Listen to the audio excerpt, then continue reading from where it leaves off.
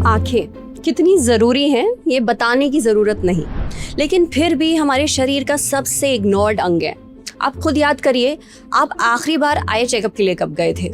जब तक आंखों की रोशनी एकदम कमज़ोर ना हो जाए, देखने में दिक्कत ना होने लगे, तब तक हम आंखों पर ध्यान नहीं देते। इसलिए आज सेहत के स्पेशल एपिसोड में हम बात करने वाले हैं आंखों की और उससे जुड़ी कुछ बहुत ही आम समस्याओं की, जैसे घंटों मोबाइल फोन लैपटॉप चलाने से आंखों पर क्या असर पड़ता है, उम्र के साथ आंखों के पर्दे में किस तरह के बदलाव आते हैं, आपको हाइपरटेंशन हो जाए यानी हाई बीपी हो जाए, डायबिटीज हो जाए तो उससे आंखों को किस तरह का नुकसान पहुंचता है और कौन कौन सी ऐसी कंडीशंस हैं जो आपकी आंखों की दुश्मन है। इसके अलावा अगर आप चश्मा हटवाना चाहते हैं, कौन सी सर्जरी करवाएं, अगर मोतियाबिंद हो गया यानी कैटरैक्ट हो गया तो इसका इलाज क्या है। इन सारे सवालों के जवाब आज हम जानेंगे।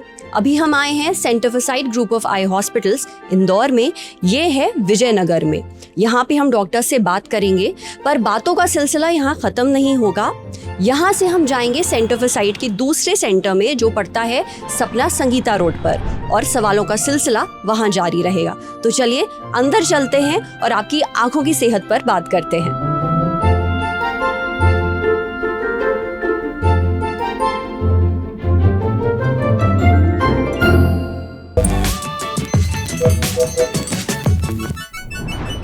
हमारे साथ हैं डॉक्टर जीवीएन रामाकुमार, जिनसे हम बात करने वाले हैं रेटिना की। ये रेटिना क्या होता है? रेटिना यानी आपकी आंखों का पर्दा। तो डॉक्टर साहब, सबसे पहले तो ये बताइए, रेटिना यानी जो आंखों का पर्दा है, उम्र के साथ उसमें बदलाव आते ही हैं, पर इसके साथ ही कुछ ऐसी बीमारियां भी हैं जो उम्र के साथ हमें होती हैं, जैसे डायबिटीज, हाइपरटेंशन यानी हाई बीपी। तो इनका क्या असर पड़ता है आंखों के पर्दे पर, किस तरह का नुकसान होता है उसे? जी, उम्र के साथ होने वाली खराबियों में सबसे कॉमन हम जो देखते हैं उनमें से डायबिटिक रेटिनोपैथी और हाइपरटेंसिव रेटिनोपैथी और एज रिलेटेड मैकुलर डिजनरेशन, उम्र के साथ पर्दे में आने वाली बीमारियां। तो उसके बारे में मैं एक इमेज के साथ एक्सप्लेन करना चाहता हूं। यहाँ पे आप देखेंगे तो ये नॉर्मल रेटिना, जैसे हम अभी मैं जो इंस्ट्रूमेंट यूज़ कर रहा था वो इंस्ट्रूमेंट से हम जो देखते हैं, ये normal retina, optic disc, centre point retina का फोविया बोलते हैं, और ये ब्लड वेजल्स। ये ब्लड वेजल्स के डैमेज होने के कारण, शुगर कंट्रोल में नहीं रहने की वजह से ब्लड वेजल्स के डैमेज होने के कारण लीकेज होके ऐसे येलो स्पॉट्स, ब्लड स्पॉट्स और ब्लड आँख के अंदर जमना, या इवन ये रेटिना खिंच जाता है और रेटिना डिटैच होना, ऐसे बीमारियां हो जाते हैं डायबिटिक रेटिनोपैथी के साथ। तो ये काफ़ी गंभीर समस्या बन सकता है, अंधापन तक जा सकता है। इसलिए सभी को हम सलाह देते हैं, जब भी आपका डायबिटीज़ का डायग्नोसिस होता है, अच्छे से कंट्रोल में रखना, और हर 3 महीने में HbA1c की जांच कराते हुए उसको कंट्रोल में रखना बहुत ज़रूरी है। ये चीज़ हम बताते हैं। डॉक्टर साहब, चलिए ये तो आपने बता दिया कि डायबिटीज़ का क्या नुकसान होता है आँखों पर। इसके अलावा और कौन सी रेटिना की बहुत ही आम कंडीशंस हैं जिनसे रेटिना को नुकसान पहुंचता है और जो हमारी देखने की क्षमता है उस पर भी असर पड़ता है? ये उम्र के साथ होने वाली खराबियों में एक और है एज रिलेटेड मैकुलर डिजनरेशन, जिसके कारण रेटिना के सेंटर पॉइंट पे डैमेज आता है और उसकी वजह से सेंट्रल विजन खराब हो जाता है मरीजों का। उसमें खून के थक्के जमना या वहाँ के रेटिना सिकुड़ने के कारण वहाँ पे नज़र, सेंट्रल विजन खत्म होने के कारण पेशेंट को पढ़ने लिखने में और किसी का चेहरा पहचानने में दिक्कत जा सकता है। तो इसको एज रिलेटेड मैकुलर डिजनरेशन बोलते हैं। इसको भी आजकल आंखों के अंदर इंजेक्शंस लगाने के ट्रीटमेंट के वजह से काफ़ी हद तक हम इसका नुकसान होते हुए बचा पा रहे हैं। उसके अलावा किसी भी एज ग्रुप में हमको रेटिनल डिटैचमेंट, पर्दा का अलगाव हिंदी में समझाने के लिए हम कोशिश करते हैं। जो रेटिना अपनी जगह से हिल जाने की वजह से दिखना बंद हो जाता है, सडनली होता है, तो उससे बहुत सारे लोग घबरा जाते हैं, मगर उसके लिए भी हम ऑपरेशन करके उसको सेट करके नज़र वापस ला सकते हैं। तो रेटिना डिटैचमेंट एक और गंभीर समस्या है जिसके लिए इलाज संभव है और हम उसका ऑपरेशंस भी करते हैं। डॉक्टर साहब, मेरा अगला सवाल ये है, हमारी आंखों में किस तरह के बदलाव या नज़र में किस तरह के बदलाव आने पर थोड़ा सतर्क हो जाना चाहिए, जिनसे ये अंदाज़ा लग जाता है कि हो सकता है जो आँख के हमारे पर्दे हैं उनमें कुछ समस्या आ रही है, कुछ दिक्कत है? बहुत बार तो पर्दे के संबंधित समस्याओं में एक तो हमने जो ऑलरेडी बात किए हैं, फ्लोटर्स, ये घूमते हुए धब्बे नज़र आना और अचानक से दिखना बंद होना, ये बहुत बार तो हमको आंखों की पर्दा या नसों के प्रॉब्लम्स की वजह से ही होता है। तो कोई भी किसी को भी महसूस होता है कि उनको अचानक से दिखना कम हो रहा है या धब्बे दिख रहे हैं या एकदम सेंटर पॉइंट पे कुछ धब्बा जैसा महसूस हो रहा है, किसी का चेहरा आने में पहचान में आने में दिक्कत हो रहा है, इन स्थितियों में तुरंत पर्दे की जांच कराना, आंखों की नहीं, सिर्फ आंखों की कराने से नहीं होगा, चश्मा का नंबर कराने से नहीं होगा, पर्दों की जांच कराना बहुत ज़रूरी है। तभी हमको पर्दे के संबंधित बीमारियां पकड़ में आते हैं। बहुत बार तो लोगों को ये भी समझ में नहीं आता है कि एक आंख से अच्छा दिख रहा है तो दूसरी आंख में दिक्कत हुआ है करके। तो कभी ना कभी किसी को भी एक बार कम से कम एक आंख बंद करके दूसरी आंख से देखने की कभी एक्सरसाइज वो कोशिश करना चाहिए, ताकि पता चले कि किसी एक आंख से किसी को कम दिख रहा है क्या। ऐसे में भी हमको बहुत बार पर्दे की समस्याएं पकड़ में आ जाते हैं। इसके अलावा एक आदत जो हम सबकी बहुत बुरी है आजकल, घंटों मोबाइल फ़ोन लेकर के बैठे रहना।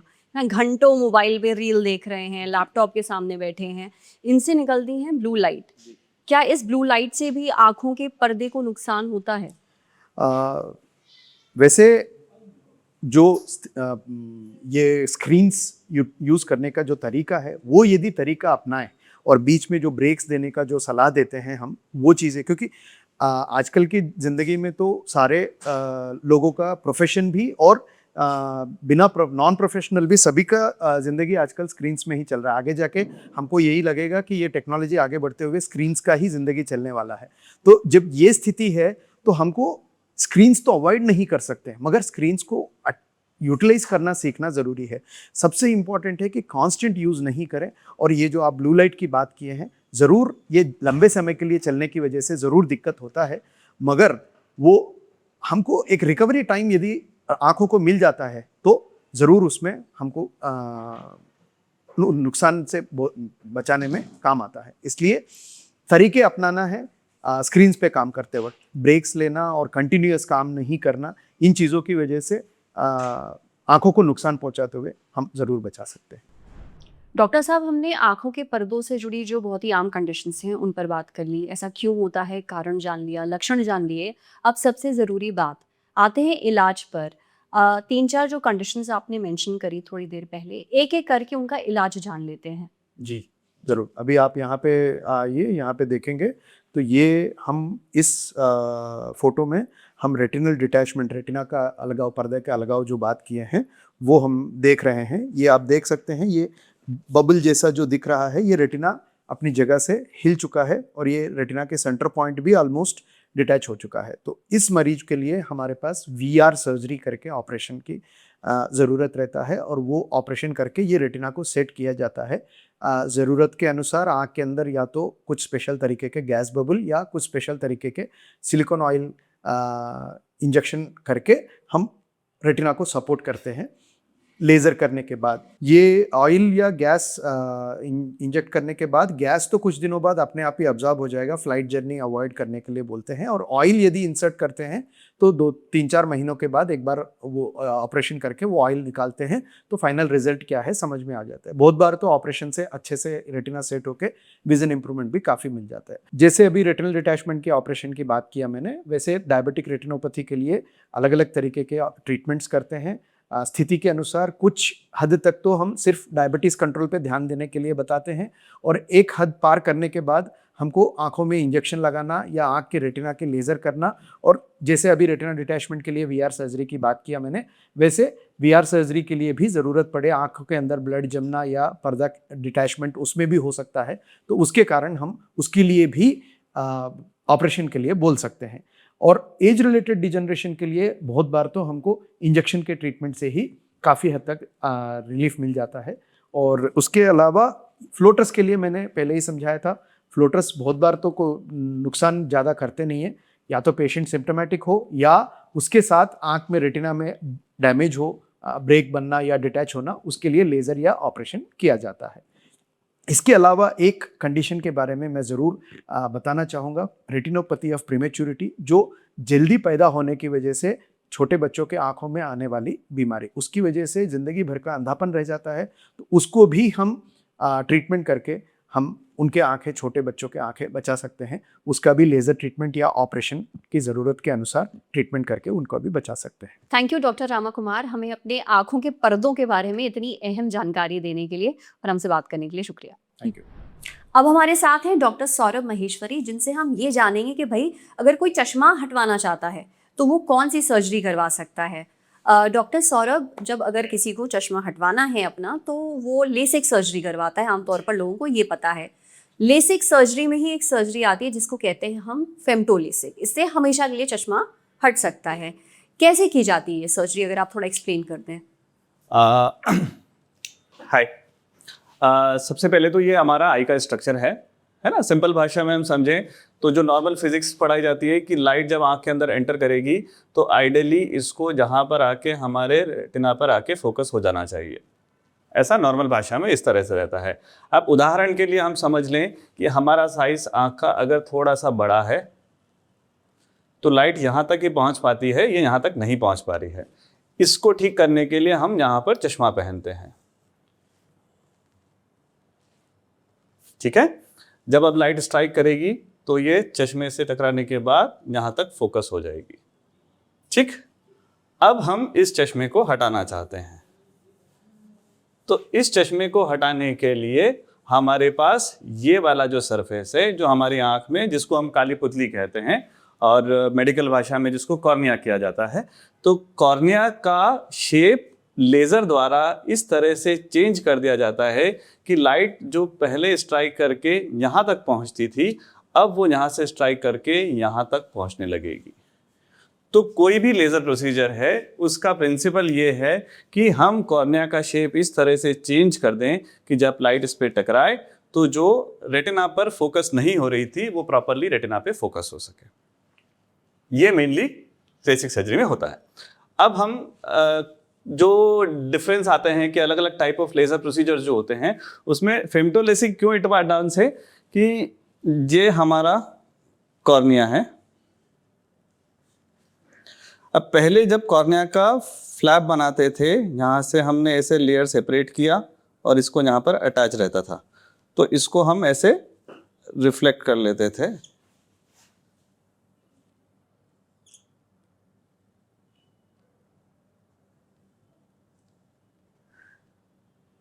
यहाँ से हमने इसको ऐसे रिफ्लेक्ट कर लिया,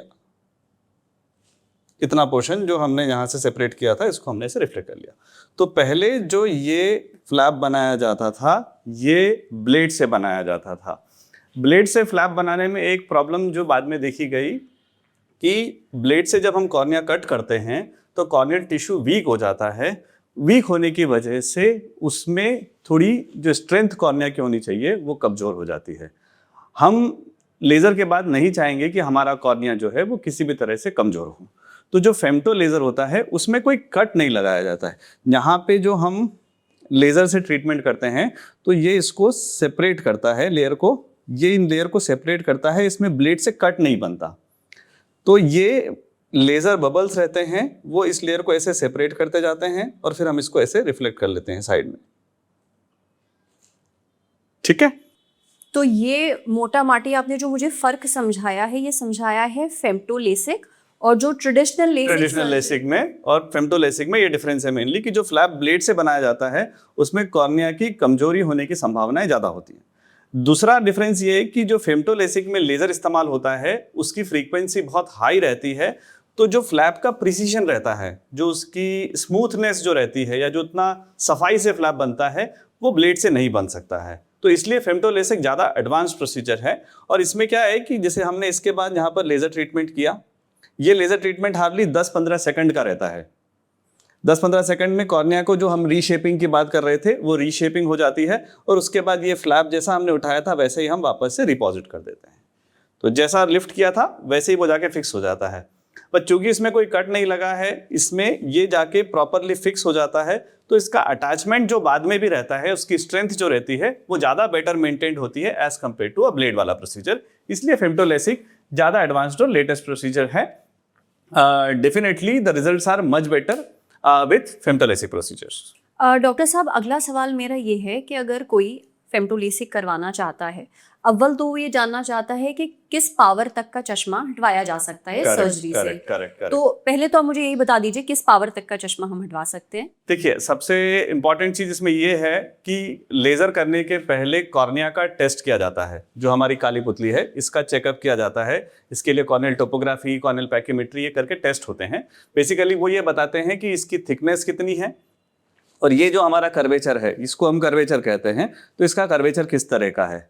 और अगर ये कॉर्निया के पैरामीटर्स नॉर्मल रेंज में हैं तो डेफिनेटली लेजर प्रोसीजर के लिए पेशेंट फिट है।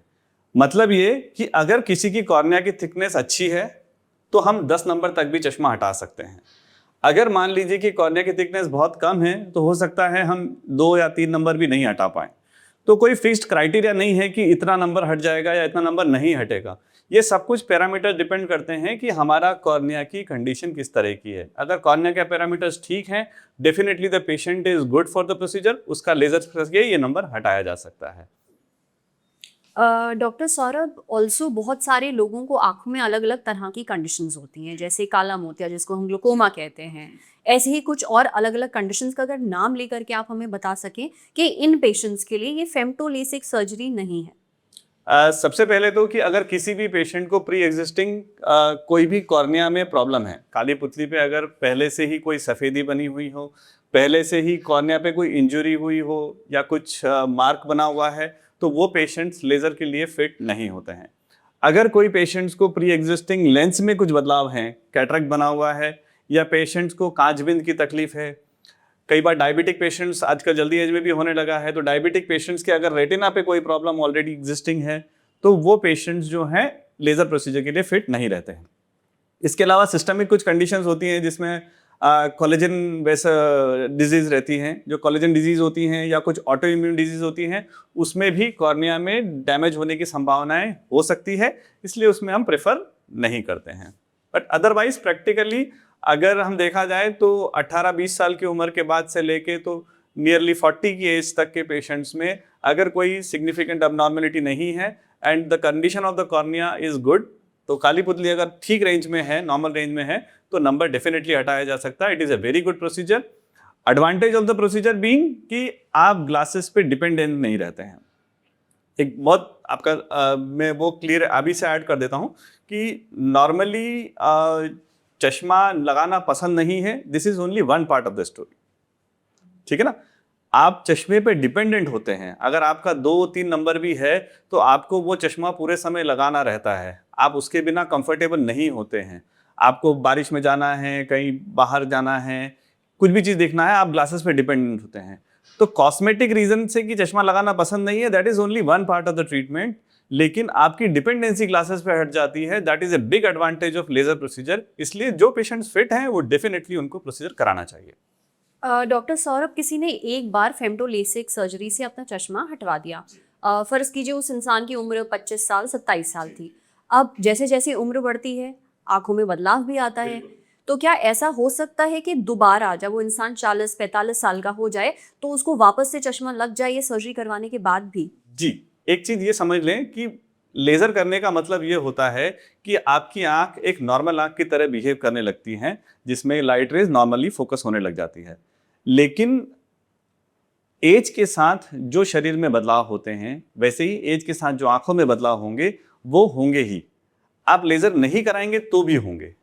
तो जैसे जैसे हमने देखा है कि 40 साल की उम्र के आसपास जब हमारी एज होती है तो पास की चीज़ें हमको थोड़ा सा कम दिखने लगती है और हम कोशिश करते हैं कि हम थोड़ा ऐसे ऐसे करके देखने का प्रयास करें। ऐसे में आंखों पे जोर ज़्यादा पड़ता है और हमको पास के लिए चश्मा लगाना पड़ता है। तो आप लेजिक करा लेंगे तो भी आपको नज़दीक के लिए चश्मा लगाना पड़ेगा, नहीं कराएंगे तो भी लगाना पड़ेगा। आपको कैटरेक्ट के बदलाव जो हैं, मोतियाबिंद एक ऐसे चेंजेस हैं जो लगभग मतलब सभी को बनता है, मोतियाबिंद सभी को बनेगा।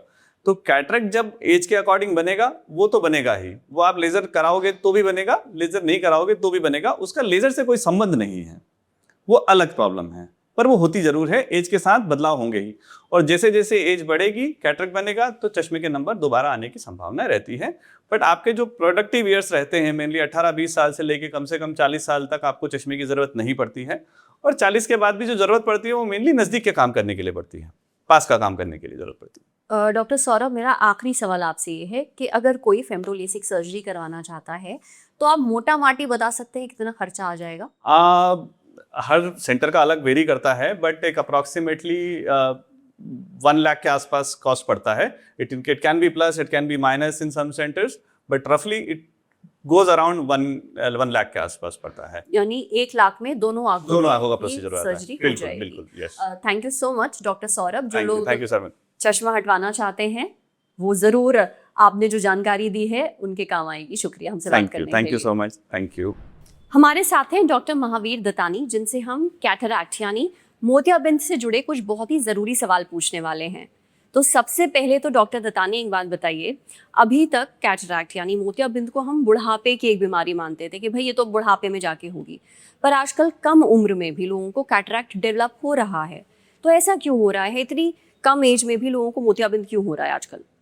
आपने जैसे बिल्कुल सही कहा, कैटरैक्ट इस जो बेसिकली इसमें हम जो हमारा नेचुरल लेंस है उम्र के हिसाब से वाइट हो जाता है उसको कहते हैं. तो ये यूजुअली 60 के बाद पहले देखा जाता था, पर आजकल ये देखा जा रहा है कि 40-50 की उम्र में भी मरीज़ों को कैटरैक्ट डेवलप हो रहा है. तो इसके पीछे बहुत सारे रीज़न हो सकते हैं, जैसे कि लाइफस्टाइल चेंजेस है, फूड जो क्वालिटी है, पहले जो नेचुरल फूड होता था उसकी जगह अभी जो हम फूड खाते हैं उसमें काफ़ी केमिकल और इस चीज़ों का उपयोग होता है. उसके अलावा शुगर की बीमारी जो है वो भी पहले से ज़्यादा हो गई है मरीज़ों में. तो जो जिनका शुगर कंट्रोल नहीं होता है उनको भी कैटरैक्ट जल्दी डेवलप होता है. तो ऐसे इस तरीके के मल्टीपल रीज़न हो सकते हैं, और इससे बचने के लिए ये ज़रूरी है कि हम अपनी लाइफस्टाइल में चेंजेस करें. हम ऐसी हैबिट्स जैसे कि फास्ट फूड है, स्मोकिंग है, ये सब चीज़ अवॉइड करें और हमारा शुगर कंट्रोल में रखें ताकि हमको मोतिया जल्दी डेवलप ना हो. अच्छा डॉक्टर दत्तानी, दूसरा सवाल मेरा ये है, जब आपके पास पेशेंट्स आते हैं कैटरैक्ट की सर्जरी के लिए, मोतियाबिंद आँखों से हटाने के लिए आप कैसे सर्जरी करते हैं? और हाँ, हमारा जो ऑडियंस है वो ये भी जानना चाहता है कि कैटरैक्ट के लिए कौन सी सर्जरी सबसे बेस्ट है? मोतियाबिंद में जैसे पहले जैसे झंझट वाला होता था, इंजेक्शन, पट्टी लगती थी, एडमिशन, आजकल वैसा कुछ भी नहीं होता है.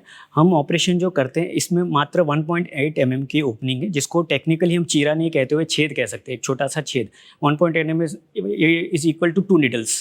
जो हम इंजेक्शन लेते हैं 2 needle के बराबर का एक ओपनिंग होता है, उसी में से हम मोतियाबिंद निकाल देते हैं, और लेंस भी फोल्डेबल लेंस होता है वो डल जाता है. तो इससे क्या होता है कि हम जब ऑपरेशन करते हैं तो आंख में ना इंजेक्शन लगाते हैं ना पट्टी लगाते हैं. मरीज़ को बस मशीन की लाइट में कुछ मिनट देखना है, अराउंड 5 to 7 मिनट्स में ये ऑपरेशन हो जाता है. और इसमें रिकवरी भी काफ़ी फास्ट रहती है. 2 से 3 दिन में ज़्यादातर मरीज़ों को 90% रिकवरी आ जाती है. तो आजकल ये इस टेक्नोलॉजी को माइक्रो इंसिजन कैटरैक्ट सर्जरी बोलते हैं. प्लस इसमें अब फेमटोसेकेंड ट्रीटमेंट भी अवेलेबल है, जिसमें हम जो इंसिजन है वो लेज़र द्वारा लेते हैं, जिससे एक्यूरेसी बढ़ जाती है. आखिरी सवाल डॉक्टर दत्तानी मेरा ये है कि जब भी पेशेंट कैटरैक्ट की सर्जरी करवाता है वो हमेशा एक चीज़ से बहुत कंफ्यूज रहता है कि वो कौन सा लेंस लगवाए. जैसे 2 लेंस तो यही हो गए कि मोनोफोकल लेंस है, मल्टीफोकल लेंस है, तो कौन सा लेंस पेशेंट के लिए ज़्यादा बेहतर होता है, आप ये बताइए. वैसे जो न्यू जनरेशन के लेंसेज हैं जो बेसिकली हाइड्रोफोबिक मटेरियल से बने होते हैं, तो ये मटेरियल बेटर होने से आजकल जो न्यू जनरेशन के सारे लेंसेज वो मटेरियल से बने होते हैं. तो इसमें बेसिकली 2 तरह के लेंसेज है, जिसमें मोनोफोकल में बेसिकली मरीज़ को चश्मा पहनना पड़ता है, क्योंकि इसमें हम चश्मा नहीं हटा पाते. तो वो प्रॉब्लम सॉल्व करने के लिए दूर का पास का दोनों, दूर का भी थोड़ा नंबर आता है, तो दोनों हटाने के लिए जो न्यू जनरेशन के लेंसेज है, जिसमें दूर का हटाने के लिए टोरिक लेंस होता है और पास का हटाने के लिए मल्टीफोकल, और अभी न्यू जनरेशन में बात करें तो ट्राईफोकल और एडोफ लेंसेज भी है. तो ये जो लेंसेज है न्यू जनरेशन के लेंसेज, अब ये इसमें मरीज़ की जो रिक्वायरमेंट है उस पर भी हम उसका सिलेक्शन डिपेंड करता है. जैसे अगर किसी को ड्राइविंग ज़्यादा है तो उसके लिए डिफरेंट लेंस है. तो अगर किसी का ये है कि उनको नियर विजन एकदम बेटर चाहिए तो उस टाइप के लेंस है. ट्राईफोकल लेंसेज है, तो जिसमें क्या होता है कि नियर, इंटरमीडिएट और दूर तीनों डिस्टेंस की क्लैरिटी रहती है. तो जिनका कंप्यूटर यूज़ ज़्यादा है उनको स्पेशली ट्राईफोकल में जाना चाहिए. तो इस तरह के अलग अलग लेंसेज है, और कौन सा लेंस किसके लिए बेस्ट है वो मरीज़ की वर्क प्रोफाइल और उसकी क्या एक्सपेक्टेशन है उस पर डिपेंड करता है. तो अगर आप डॉक्टर के पास जाएंगे और अपनी दिक्कतें बताएंगे, अपना काम बताएंगे, तो उस हिसाब से डॉक्टर आपको एडवाइस करेंगे कि आपके लिए सबसे बेहतर लेंस कौन सा है और आप वो लेंस अपनी आंखों में लगवा सकते हैं। Exactly, yes. ठीक है, thank you so much doctor Dattani, हमें मोतियाबिंद से जुड़े कुछ बहुत ही अहम सवालों के जवाब देने के लिए। Thank you very much, my pleasure. मोतियाबिंद आँखों की एक ऐसी समस्या है जो हम सबको होनी है कभी ना कभी, किसी को जल्दी तो किसी को बाद में, पर तवज्जो इस बात पे दी जा सकती है कि ये उम्र से पहले ना हो। इसलिए मोतियाबिंद से जुड़े कुछ बहुत ही ज़रूरी सवाल अभी बचे हैं, जिनका जवाब जानने के लिए हम जा रहे हैं सेंटर फॉर साइट के दूसरे सेंटर जो पड़ता है सपना संगीता रोड पर। तो चलिए वहाँ चलते हैं और डॉक्टर से बात करते हैं।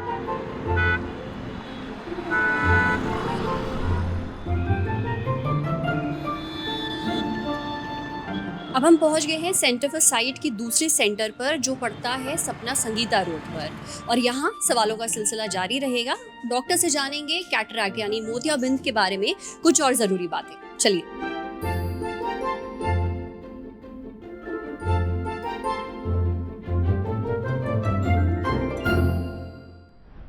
हमारे साथ हैं डॉक्टर अविनाश बगजाई, जिनसे हम मोतियाबिंद से जुड़े कुछ और ज़रूरी सवाल पूछने वाले हैं। डॉक्टर साहब, सबसे पहली बात तो ये, कोई भी इंसान सर्जरी करवाना नहीं चाहता है, सब सर्जरी से भागते हैं। तो जिसे भी मोतियाबिंद होता है वो ये चाहता है कि भाई अगर आंखों में डालने वाली कोई दवा दे दी जाए, खाने की दवा दे दी जाए और हम सर्जरी सर्जरी टाल सके और हमारा मोतियाबिंद ठीक हो जाए। तो क्या ऐसा हो सकता है? नहीं, सबसे पहले तो मैं आपको ये बताना चाहूँगा कि मोतियाबिंद के लिए न कोई दवाई आती है, न कोई चश्मा आता है, न कोई टैबलेट्स आती है, न ड्रॉप्स आता है। न हम इसको उससे ठीक कर सकते हैं, न हम इसको इससे टाल सकते हैं। कई डॉक्टर्स जो है वो मोतियाबिंद को टालने के लिए दवाई देते हैं कि इससे आपका मोतियाबिंद थोड़ा-सा कुछ महीनों या सालों तक टल जाएगा। ऐसी भी कोई दवाई नहीं आती है।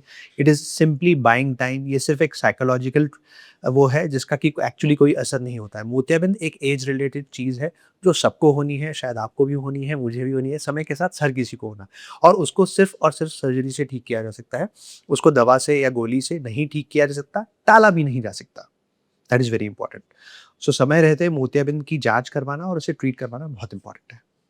अच्छा, दूसरा सवाल, हमारे देश में बहुत सारे लोग जिन्हें मोतियाबिंद हो जाता है वो इंतज़ार करते हैं कि मोतियाबिंद पहले पक जाए, मोतिया पक जाए, उसके बाद सर्जरी करवाएंगे।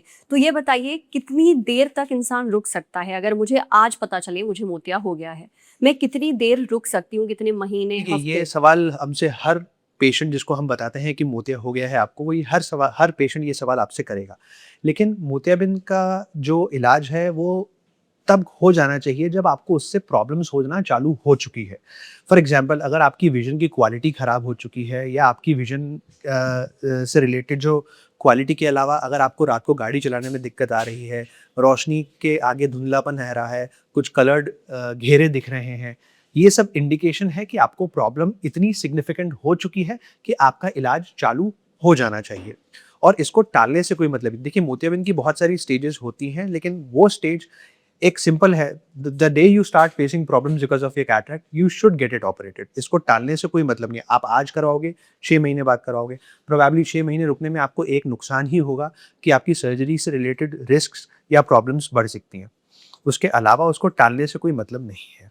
तो आप ये कह रहे हैं कि आपको जब भी डायग्नोस हो कि आपकी आंखों में मोतिया बन गया है, आपको तुरंत सर्जरी करवा लेनी चाहिए, 6 महीने 1 साल रुकने की जरूरत नहीं है? हाँ, the day you start facing problems. अगर आपको रूटीन एग्जामिनेशन में पता पड़ा है कुछ कैटरैक्ट्स की एकदम अर्ली स्टेजेस में, अगर आपका रात का बहुत ही अर्ली स्टेज है और आपको रात को गाड़ी वगैरह चलाने का काम नहीं है, आपको विजन की क्वालिटी से रिलेटेड काम नहीं है, हो सकता है you can let go another 6 months और maybe up to an year. But usually आपको अगर डायग्नोसिस हो गया है, डॉक्टर अगर बोल रहा है कि ये स्टेज 1 स्टेज 2 तक पहुंच गया है, तो स्टेज 2 के बाद उसको टालना, या वो इतना इनफ पक चुका है कि उसको ऑपरेशन करवा लेना चाहिए। वो बहुत पहले सालों की धारणा होती थी जब मोतियाबिंद को पूरा एकदम एंड स्टेज तक पकने देते थे, क्योंकि बहुत बड़ा चीरा लगता था, बहुत पूरा हाथ से ऑपरेशन होता था। आजकल सब मशीनें एडवांस्ड हैं, हम लोग ऑपरेशन के दौरान न सुई लगाते हैं, न कोई ऑपरेशन के बाद पट्टी बांधते हैं। इसकी आफ्टर केयर भी बहुत आसान होती है, and people are able to get back to their routine life as early as 2 to 3 days after the surgery. बहुत ज़्यादा परहेज की जरूरत नहीं पड़ती है। सो उसको मोतियाबिंद को उस स्टेज तक पकना कि जिसमें मुझे एकदम 1 फीट दूर भी नहीं दिखाई दे रहा है, रुकने की जरूरत नहीं है। ठीक है, अगला एक बहुत ही ज़रूरी सवाल है। हमारी रोज़मर्रा की ज़िंदगी में स्टेरॉइड्स का यूज़ बहुत बढ़ गया है। लोग दवाइयों के तौर पे स्टेरॉइड्स ले रहे हैं, सप्लीमेंट्स के तौर पे स्टेरॉइड्स ले रहे हैं, यहाँ तक कि आंखों में जो डालने वाली ड्रॉप्स हैं वो भी बहुत सारी ऐसी आने लगी हैं जिनमें स्टेरॉइड्स होते ही होते हैं। कई बार देना पड़ता है जी। जी, तो क्या स्टेरॉइड्स के ज़्यादा इस्तेमाल से मोतियाबिंद जल्दी हो जाता है या हो सकता है? देखिए बिल्कुल हो सकता है। यूजुअली जो आँखों के फॉर्म में हम ड्रॉप्स के फॉर्म में जो हम स्टेरॉइड्स डालते हैं, यूजुअली उससे ग्लूकोमा कांचियाबिंद का चांस ज़्यादा रहता है। बट जो हम ओरल स्टेरॉइड्स खाते हैं, जैसे कई बॉडी बिल्डर्स खाते हैं, या जैसे कई स्किन के पेशेंट दूसरी ऑटोइम्यून डिजीज़ के कारण या किसी भी रीज़न से अगर किसी पेशेंट ने 1 महीना 2 महीने से ज़्यादा स्टेरॉइड लिया है और लंबे समय तक लेता है, तो उसको यस कैटरैक्ट होने का ज़्यादा चांस रहता है। इसमें एक अलग ही तरीके का कैटरैक्ट जिसको पोस्टीरियर सब कैप्सुलर कैटरैक्ट कहते हैं, वो कैटरैक्ट बनने का चांस ज़्यादा रहता है। सो इसमें पेशेंट को कई बार जब तक जो दिक्कत है वो यूजुअली 2 कंडीशंस में सबसे ज़्यादा दिक्कत आती है। अगर बहुत तेज़ धूप में पेशेंट बाहर निकलता है तो उनकी विजन की क्वालिटी ख़राब रहती है, और मेन दिक्कत आती है रात को गाड़ी चलाने में। जब सामने वाली गाड़ियों की रोशनी आपकी आंखों पर पड़ती है तो वो रोशनी फैली लग जाती है। And this is one of the cataracts which is more common with steroid intake. अच्छा, और आखिरी सवाल मेरा आपसे ये है, अगर किसी ने कैटरैक्ट की सर्जरी करवा ली, उसके बाद उसे किन बातों का ध्यान रखना बहुत ज़रूरी है? क्योंकि लोग सर्जरी करवा लेते हैं, उसके बाद केयर नहीं करते ना, रोज़मर्रा की ज़िंदगी में वो केयर करना भूल जाते हैं। तो बतौर डॉक्टर आप क्या एडवाइस देंगे, क्या करना चाहिए? देखिए, जब पेशेंट की इमीडिएट सर्जरी हुई हो तो उसको करीब-करीब 1 महीना दवा डालनी रहती है। इसके अलावा और दवा भी धीरे-धीरे उसका जो डोज़ है वो कम होता रहता है। शुरू के 1 हफ्ते हमको ये ध्यान रखना रहता है कि आँखों में धूल-मिट्टी वगैरह ना लगे, पानी ना लगे। इसके लिए हम पेशेंट को कहते हैं कि 1 हफ्ता पेशेंट सर से ना धोए, आँखों पे पानी ना जाए। 1 हफ्ते के बाद we are very liberal with the precautions. हम आँख बंद करके चेहरा धोने की या नहाने की परमिशन वगैरह सब दे देते हैं। और 1 महीने होते-होते पेशेंट सब रूटीन काम चालू कर देता है। बाकायदा आप आँखों को छींटे मार के भी धो सकते हैं। कोई मेजर केयर की आपको आफ्टर कैटरैक्ट में ज़रूरत नहीं पड़ती है। हाँ, ये एक बहुत बड़ा फैक्ट है कि हम जब आपका कैटरैक्ट का ऑपरेशन कर रहे हैं, तो हमने जो कैटरैक्टस लेंस है, जो नेचुरल लेंस है, जो खराब हुआ, जिसके अंदर मोतियाबिंद हुआ था, वो हमने रिप्लेस करके आर्टिफिशियल लेंस लगा दिया है। पर आपकी आँखों की अंदरूनी संरचना, अंदर का एनाटॉमी, अंदर की जो सो कॉल्ड दूसरी प्रॉब्लम्स हैं, डायबिटीज़ से रिलेटेड या एज से रिलेटेड या ब्लड प्रेशर से रिलेटेड, ये सब फिर भी हो सकती है। तो उसके लिए बहुत ज़रूरी है कि आपको एक रूटीन ईयरली चेकअप करवाना ज़रूरी है। रेगुलरली अपने आई का प्रेशर मॉनिटर करते रहें। स्पेशली वो लोग जो पहले मायोपिक्स रहे हैं, यानी जिनको माइनस के चश्मे का नंबर रहता है, उनका पर्दा एक आम आदमी के मुकाबले थोड़ा कमज़ोर रहता है। तो हमने ऑपरेशन करके उनका लेंस लगा दिया। उनका इनफैक्ट जो सालों से उनको चश्मा पहनने की ज़रूरत पड़ती थी, वो चश्मा भी उतर गया। तो उनको बिना चश्मे के सब कुछ अच्छा दिख रहा है, लेकिन अंदर का पर्दा वैसा का वैसा ही है। So it is very important that ये कई लोग ऐसा होता है कि ऑपरेशन कराया और फिर चेकअप्स के लिए आते ही नहीं। तो ईयरली चेकअप इवन पर्दे का from all point of view, from diabetic retinopathy point of view, कोई शुगर की खराबी, कोई ब्लड प्रेशर की खराबी, कोई उम्र की खराबी, कोई पर्दे में मायोपिया की खराबी, ये सब तो नहीं आई है। ये हमको एक रूटीनली चेकअप करते रहना है। इसके अलावा एक बैलेंस डाइट लेना हमेशा इंपॉर्टेंट रहता है, जिसमें आप एंटीऑक्सीडेंट्स, विटामिन, मिनरल्स ये सब डाइट में इंक्लूड करें। प्रोटीन रिच फूड खाएं और बहुत ज़्यादा हैवी वेट लिफ्टिंग ना करें जिससे पर्दे पर या आंखों पर जोर लगे। बस यही एक रूटीन केयर होता है, बहुत ज़्यादा अलग से प्रिकॉशंस लेने की ज़रूरत नहीं रहती है। पर डॉक्टर साहब, एक चीज़ मैंने ये ज़रूर देखी है कुछ कैटरैक्ट पेशेंट्स में कि उनको ड्राई आई की समस्या होने लगती है। ऐसा क्यों होता है? क्या ये उनकी गलती की वजह से हो रहा है या सर्जरी ठीक नहीं हुई है? नहीं, इसमें सर्जरी का या पेशेंट की गलती का एब्सोल्युटली कोई रोल नहीं है। It is the so called common side effect of cataract surgery. करीब 15 से 20% लोगों को ये प्रॉब्लम होती है कि ऑपरेशन के बाद ड्राइनेस की प्रॉब्लम से उन्हें जूझना पड़ता है। तो उसके लिए ये इसलिए होता है कि जब हम लेंस डालते हैं जिस पोजीशन से, तो वहाँ पर जो नर्व्स रहती हैं, कई बार वो रीजनरेट प्रॉपरली नहीं हो पाती हैं, तो किसी को ये ड्राइनेस की समस्या रहती है। पर यूजुअली कोई बहुत ज़्यादा समस्या नहीं होती है, और अगर वो प्रॉपर ट्रीटमेंट ले लें, दवा का कोर्स कर लें 1-2 महीना 3 महीना, तो बहुत अच्छे से उसमें आराम यूजुअली मिल जाता है 90% पेशेंट्स। तो आई ड्रॉप डालने से ये जो ड्राई आई की दिक्कत है ये मैनेज की जा सकती है। Thank you so much doctor Vinash, हमसे बात करने के लिए। Thank you, pleasure. शुक्रिया। Thank you. तो आज के इस एपिसोड में हमने बात करी मोतियाबिंद यानी कैटरैक्ट के बारे में।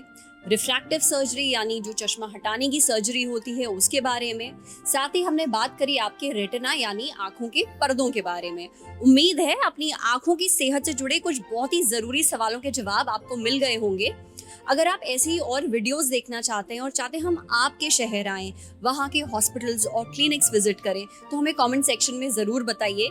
ये भी बताइए आप किस चीज़ का इलाज जानना चाहते हैं, कौन से अस्पताल चाहते हैं हम जाएं और आपको दिखाएं। कमेंट सेक्शन में अपनी राय हमें ज़रूर दें। आज का ये एपिसोड आपको कैसा लगा ये भी बताइए। देखते रहिए ललन टॉप। शुक्रिया।